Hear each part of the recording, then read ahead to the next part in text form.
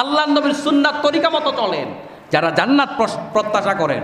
আল্লাহর নবী সাল্লাল্লাহু আলাইহি সাল্লামের এই হাদিস থেকে আমাদেরকে এই হাদিস একটা বিশাল ভয়ঙ্কর সংবাদ দিচ্ছে, নবীর মতো মহামানব তিনি যদি নেক আমল দিয়ে জান্নাতে না যায়, তাহলে আপনার আমার যে নামাজের অবস্থা, 4 রাকাতে 5 দোকানের হিসাব করি, নামাজের মধ্যে দাঁড়াইলে মনোযোগিতা চলে যায় কোথায়, খেতে খামারে কাজে কর্মে, কোথায় কারে ফাঁকি দিচ্ছি, রোজা রাখার সময় কত সকল করি, হজ করতে গেলে আমরা কত সেলফি উড়াইয়া দুনিয়ার মানুষকে দেখাই, আমাদের প্রতিটা কাজে মারহাবা ছাড়া আমরা দান করি না।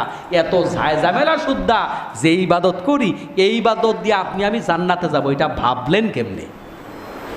সাহাবায়ে কেরাম নবীর আমলের ব্যাপারে জানতেন, কারণ আল্লাহর নবীর আমলগুলো অত্যন্ত উন্নত আমল ছিল। ওই আমলের মধ্যে কোনো সেলফি ছিল না, ওই আমলের মধ্যে কোনো ধরনের রিয়া ছিল না, ওই আমলের মধ্যে ইখলাসের কোনো ঘাটতি ছিল না। ওই আমলের কারণে বিশ্ব নবীর কত বেশি সওয়াব ছিল, গোটা পৃথিবীর যত মানুষ শুরু থেকে পর্যন্ত এসেছে সবার আমলগুলো এক পাল্লায় যদি দেয়া হয়, আর আমার নবীর আমল যদি এক পাল্লায় দেয়া হয়, আমার নবীর মর্যাদাকে যদি এক পাল্লায় দেয়া হয়, তাহলে গোটা দুনিয়ার সব মানুষের আমল পৃথিবীর শুরু থেকে অন্ত পর্যন্ত সবারগুলো এক পাল্লায় তুললেও আমার নবীর পাল্লাটাই ভারী হবে। সুবহানাল্লাহ! এত বড় মর্যাদাওয়ালা নবী, যিনি একটানা রোজা রাখতেন, যেই রোজা আমাদের রাখা জায়েজ নাই। সওমে বিসাল 3 দিন একটানা রোজা, 5 দিন একটানা রোজা, 7 দিন একটানা রোজা, এই রোজা উম্মতের জন্য জায়েজ নাই, এই রোজা নবীর জন্য ছিল।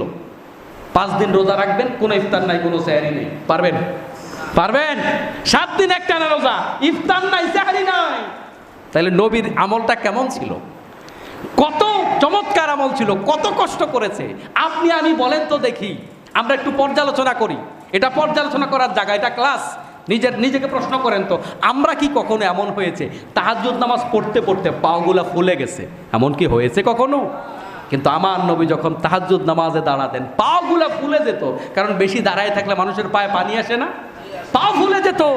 আল্লাহর নবী সাল্লাল্লাহু আলাইহি সাল্লাম যখন রুকুতে যেতেন, এত লম্বা রুকু দিতেন, মা আয়েশা রাদিয়াল্লাহু তাআলা ভাবতেন আজকে মনে রুকুর থেকে আর উঠবে না। যখন সেজদায় যাইতেন, মা আয়েশা ভাবতেন যে আল্লাহ নবী মনে হয় আজকে মারাই গেছে, মানে এত লম্বা সময় নিথর পড়ে আছে। তখন মা আয়েশা রাদিয়াল্লাহু তাআলা আনহা বিশ্ব নবীর পায়ের মধ্যে এরকম চিমটি কাটতেন। আল্লাহর নবী যখন পা মোবারক নাড়া দিতেন, তখন মা আয়েশা বুঝতেন এখনো আমার নবী জীবিত আছে। সুবহানাল্লাহ! আমল কাকে বলে? এরকম নজির কি আমাদের গোটা জীবনে একদিন আছে? নাই। এরপরে আমাদের আমলের মধ্যে কত লৌকিকতা, কত রিয়া, কত অহংকার।